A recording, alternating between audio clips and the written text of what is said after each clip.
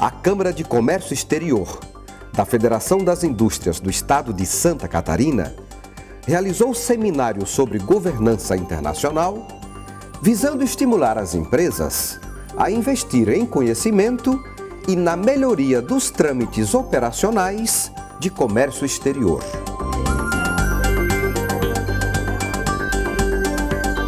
Nós estamos fazendo um grande esforço na Fiesc no sentido de motivar e capacitar, sobretudo as pequenas e médias empresas, a exportar. Porque as grandes empresas já têm a sua governança corporativa relacionada com o mercado internacional, mas as médias e pequenas empresas precisam do nosso apoio. Este evento de hoje está alinhado com esta nossa estratégia de aumentar o número de empresas exportadoras, de qualificação do produto e de competitividade. Primeiro que importação e exportação é uma atividade histórica, comprar e vender mercadorias. Quando você trata dessa atividade histórica em relação a países, você está se referindo a uma troca de produtos e serviços em favor de um benefício de quem compra e um benefício de quem vende. Então, quando você fala em comércio exterior, você está falando de uma atividade profissional, não é uma atividade trivial. Não é meramente você ser um excelente fabricante, ter qualidade, ter normas técnicas no Brasil aprovadas para seu produto, ter um bom share de negócio no Brasil, não. Para falar em comércio exterior, você precisa assumir que está em uma atividade que exige conhecimento e principalmente exige transparência. Mercado internacional é uma coisa séria, é uma coisa que é difícil, é um negócio que não é para aventureiros. A pessoa ela deve conhecer profundamente, primeiro, a legislação do país, do nosso país aqui. Ela precisa saber que benefícios tributários existem à disposição do empresário para poder reduzir o custo da exportação dele. Ele tem que conhecer esses mecanismos. Se ele não conhecer isso, ele vai estar exportando tributo ou ele vai estar fazendo um passivo fiscal para a empresa dele. O comércio exterior ele é bastante perigoso de ser feito se não forem tomados alguns cuidados. Porque até você receber um pedido de compra ou conseguir arrumar um fornecedor para trazer o que você precisa, é um longo caminho. E se na hora de trazer ou exportar a mercadoria você comete erros nesse negócio, você vai pagar para aprender, né? E pode pagar caro, mais do que o resultado que você teria na operação. O primeiro passo que ele tem que dar é que ele tem que olhar para si mesmo e se perguntar se ele tem competência e habilidade suficiente para lidar com esse mundo externo. Hoje nós vivemos num mundo sem fronteiras, absolutamente globalizado. Então, começa pelo começo. Você tem que assumir com você a obrigatoriedade de aprender. Então, nós temos a Câmara de Comércio Exterior que faz evento periodicamente para tratar de assuntos específicos. Você tem um acervo de informação sobre mercados. Você tem a possibilidade de esclarecer como você emite um certificado de origem, quais são as regras para preencher esse certificado de origem. Você tem como se assessorar em relação aos primeiros passos. Mas um ponto para mim é essencial. O empresário não pode confundir as frequências. Quem tem que saber é ele. O restante ele vai receber de apoio, mas ele tem que se conscientizar que ele assume um novo papel nesse mundo dos negócios. E esse mundo dos negócios, sem fronteiras, exige uma série de cuidados básicos. Acho que a primeira cuidado básico é o seguinte, você tem que ter um negócio, uma operação que se sustente sem ter que fazer improviso, gambiarra, pagar menos, porque esse tipo de coisa no sistema automático que a gente tem hoje, todo interligado, informática, ele não funciona.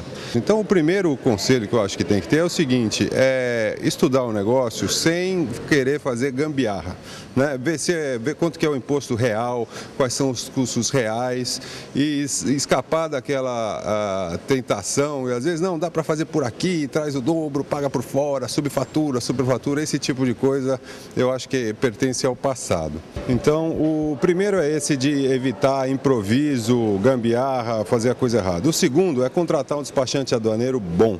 Despachante aduaneiro bom é mais caro que o despachante aduaneiro não muito bom, né? Mas principalmente quando você não conhece ainda, está começando a fazer, você tem que investir nisso. Contrata um cara bom que sabe o que está fazendo, que ele vai ser chato, é que nem auditor. Auditor é um inferno, ele fica o dia inteiro dizendo que você está fazendo errado, você acorda e você está pagando ele para ele criticar você.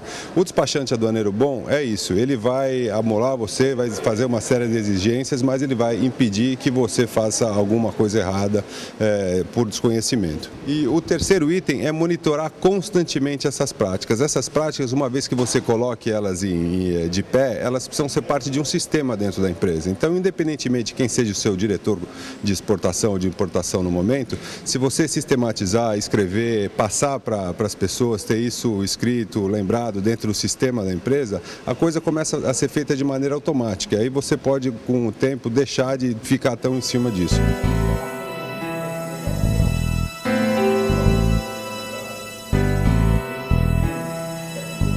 A economia brasileira tem tido bom desempenho nos últimos anos. Grande parte desse desempenho se deve ao fortalecimento do mercado interno.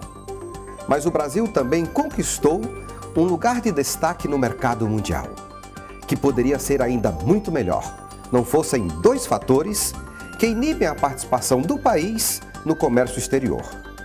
Primeiro, o custo Brasil, que diminui a competitividade dos nossos produtos lá fora. E segundo, é a falta de capacitação empresarial, principalmente no âmbito da pequena e da média empresa. No Brasil nós temos hoje 6 milhões e meio de pequenas empresas.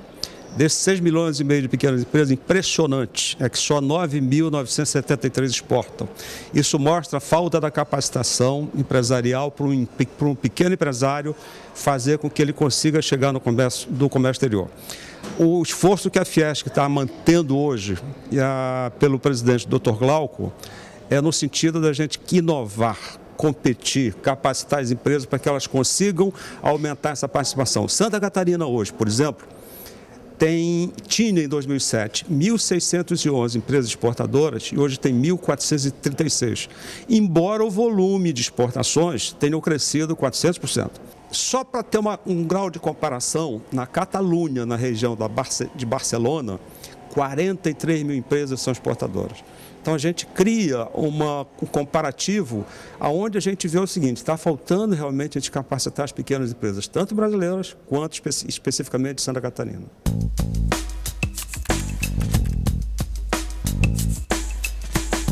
Eu desenvolvi um software de comércio exterior e que no primeiro momento nós tínhamos uma intenção de comercializar o software. Mas eu percebi que a pequena empresa ela tem dificuldade de recursos, ela não tem dinheiro, né? E aí, lendo o livro do Salman Khan, que criou a Khan Academy, onde ele dá aulas de física, de química, gratuitamente, né? Eu pensei, bom, então, mais importante do que o meu retorno financeiro é eu ver a satisfação na cara de um pequeno empresário que eu estou ajudando. Então, nós decidimos liberar a licença do software gratuitamente. Isso é gratuitamente, eternamente. O software chama intradebook.com. Nesse software, o pequeno empresário, micro e pequeno empresário, tem acesso gratuitamente ao download do software Intrade. E com isso ele pode se capacitar a executar uma operação de importação e exportação sem maior dificuldade. E para auxiliar nos processos de internacionalização, a Fiesc coloca à disposição do industrial catarinense o Centro Internacional de Negócios, com um portfólio completo de recursos e ferramentas para permitir às empresas acesso ao mercado externo. Governança corporativa é uma série de regras e procedimentos pensados para que você desenvolva o seu comércio exterior sem riscos, sabendo o que vai acontecer, com segurança e previsibilidade. A economia do Brasil tem um mercado livre e exportador e uma boa relação com os parceiros comerciais. diria que nós temos uma vantagem hoje, porque nos últimos 5 anos, eu creio que os empresários brasileiros, em particular os catarinenses, têm investido bastante em desmistificar o fator China. Primeiro, tem que reconhecer que nós estamos lidando com um país que tem 5.000 anos de cultura. E essa cultura passa por questões comerciais. Os chineses são comerciantes na base, na estrutura deles, na essência deles. Então, nós estamos dizendo o seguinte, que é um país que tenta hoje recuperar a hegemonia que ele já teve há muitos séculos atrás. Então, você tem que entender a China desde o ponto de vista cultural, em primeiro lugar. Segundo lugar, reconhecer que eles tomaram uma decisão, na época do Deng Xiaoping, que decidiram, nós vamos ser os primeiros no mundo, nós vamos ser uma potência econômica, e ser uma potência econômica equivale a dizer que nós investimos em cultura, em educação, ao ponto que você tem hoje na China, não mais um concorrente de produto de baixa qualidade, você tem hoje um produto fabricado na China com qualidade, e com desenvolvimento de tecnologia 24 horas por dia. Então eu acho que com relação à China, o industrial, o comerciante, ele não pode prescindir de ir lá ver o que está acontecendo, ver o que existe lá. As pessoas que voltam de lá, voltam assim com a cabeça completamente diferente, porque aí elas veem realmente, né, de onde está saindo tudo aquilo que incomoda aqui na ponta, né? Eu creio que os Estados Unidos têm um diferencial que até hoje nenhum país consegue acompanhar, e é o desenvolvimento de tecnologia. O investimento que os americanos têm em laboratórios, em pesquisa de ciência profunda, avançada, com profundidade, torna eles realmente um país avançado. E isso dá a certeza de que, se continuarem, como já está definido pelo próprio presidente Obama, nessa linha de atuação e com uma recuperação econômica lenta, mas que está se consolidando, eu diria que, primeiro, assim como você não pode dispensar nenhum país na aproximação comercial e política, os Estados Unidos continuam sendo a primeira potência do mundo, sem dúvida nenhuma, continuam tentando ditar as regras, cada vez menos em uma posição hegemônica e cada vez mais em uma posição pluralista, numa negociação ampla, mas, sem dúvida nenhuma, que eu diria que o grande diferencial é o desenvolvimento de tecnologia. Agora, aqueles empresários que foram para a América, eles adoram. O imposto é baixo, é fácil operar, você tem mão de obra, você tem fornecedores, é tudo muito mais simples do que aqui. Então, normalmente você precisa abrir um negócio lá, você pode ser sozinho, não precisa ter sócio, como é na China. Mas é um mercado muito interessante, porque é um mercado, assim, eu diria que as regras são, assim, level play field, né? Aquele negócio, as regras são iguais para todo mundo, as oportunidades são parecidas. Para alguém que consegue fazer negócio no Brasil, eu acho que na América é muito mais fácil.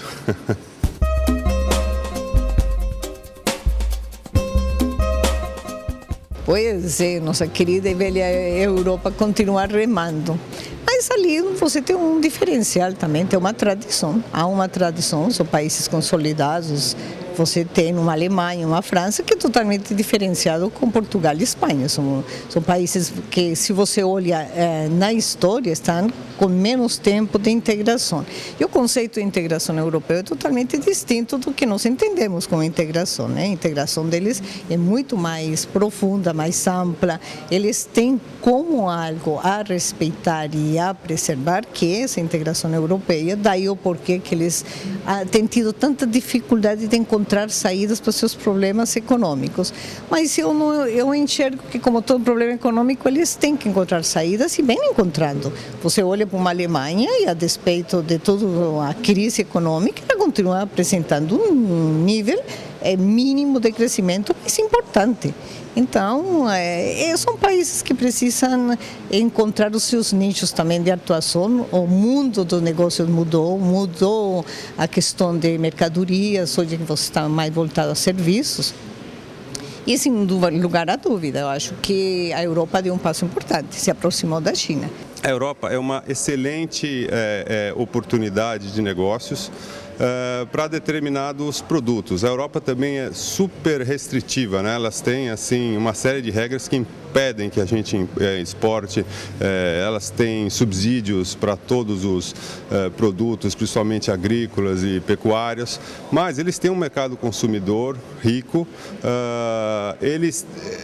Em alguns lugares na Alemanha, por exemplo, eles têm barreiras a produtos chineses. Eles só vendem produtos alemães. Você vai em uma loja de brinquedo, por exemplo, é comum, lá não tem nada chinês. Então eles têm esse tipo de proteção. Mas é um mercado que, uma vez explorado, é um mercado que eu entendo que é um mercado bastante fiel, é um mercado estável, né? Apesar de todos os problemas que eles têm hoje, eles estão aí há muito tempo, é uma economia desenvolvida. Eu acho que pode ser boas oportunidades para o empresário brasileiro.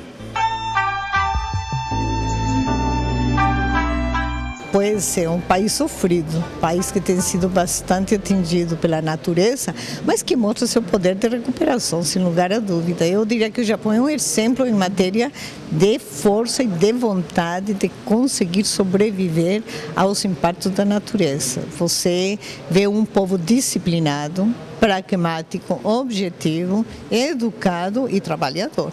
Então eu diria que a despeito o Japão passou 10 anos numa crise econômica terrível. Quando ele conseguiu respirar, teve um problema grave, que é o tsunami. Aí teve outro problema das usinas.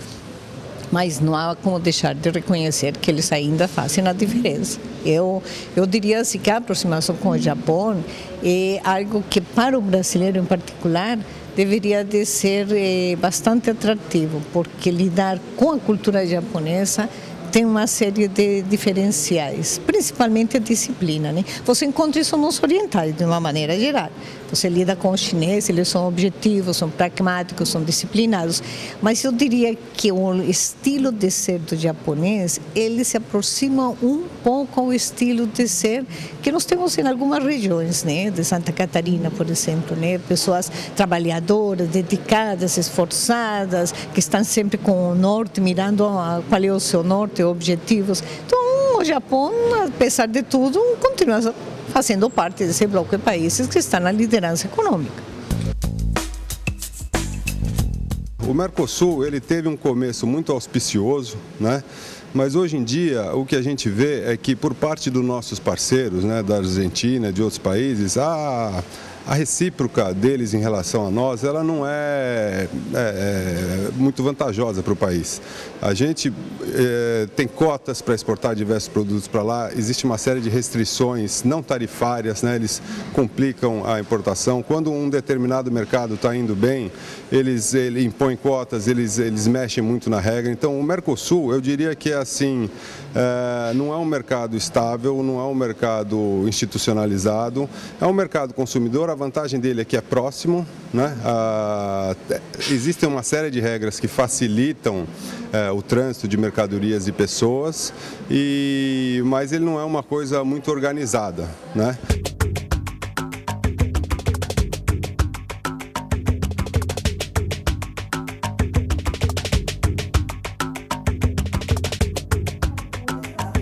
Realmente ninguém pode estar pensando em se aventurar em mercado internacional se não conhecer muito bem o mercado que ele vai exportar.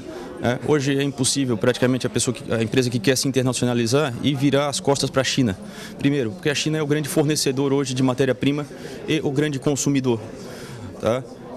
Evidente, Estados Unidos vai continuar sendo uma liderança enorme nos próximos 20, 30 anos, eles que vão continuar ditando tendências culturais, principalmente, e toda a questão política ainda vai ser de comando deles, então não tem como você querer também virar as costas para os Estados Unidos, mas é de se ressaltar, é preciso estar preparado para estar nesses mercados. E nisso a presença, as reuniões aqui na Câmara de Comércio Exterior, sob a liderança da Maria Tereza, elas são importantes. A Maria Tereza fez um seminário no passado, onde ela abordou a questão cultural, de como se negocia com a China. Dentro de princípios de negócio que os chineses têm muito peculiares a eles, como você deve se portar, como deve ser sua estratégia de negociação. Então, nesse caso, a Fiesc costuma servir, dar suporte para os empresários que querem se internacionalizar. A Câmara faz muito bem isso. Para quê? Para que não seja justamente uma aventura, né, e seja algo com os dois pés no chão. Europa também vai continuar durante muito tempo sendo o terceiro maior mercado consumidor do mundo, né? Então, o primeiro em pouco tempo vai ser China, os Estados Unidos vai ser o segundo e a Europa vai continuar sendo o terceiro, né? Mas a Europa ela tem um domínio cultural muito grande para nós, né? Tudo que eles consomem é porque é tendência, e isso vai ser muito mais do que a China para a gente. Então é evidente que o empresário ele tem que estar sempre atento ao que vem da Europa para poder enviar para a Europa.